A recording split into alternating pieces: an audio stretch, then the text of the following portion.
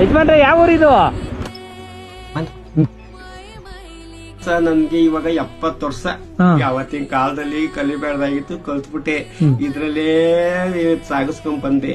ಇವತ್ತ ನಮ್ಮನ್ನ ಯಾವ ಗೌರ್ಮೆಂಟ್ ಆಗ್ಲಿ ಯಾವ್ದು ಇಲ್ಲ. ಆ ರಾಜ ಪ್ರಶಸ್ತಿನ ಯಾರಿಗ್ ಕೊಡ್ತಾರೋ ಅದ್ ಯಾರಿಗ್ ಬಿಡ್ತಾರೋ ದೇವ್ರಿಗೆ ಒಬ್ನಿಗೆ ಗೊತ್ತು.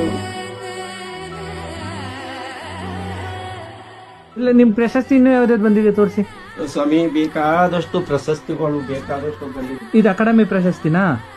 ಅಕಾಡೆಮಿ ಪ್ರಶಸ್ತಿ ಸಹ ಇದು. ಹೂ, ಹೂ, ಇದೇ ನಮ್ಮ ಭಾಗ್ಯ ಸ್ವಾಮಿ, ಇದು ನನ್ಗೆ ಬಂದಿದ್ದು.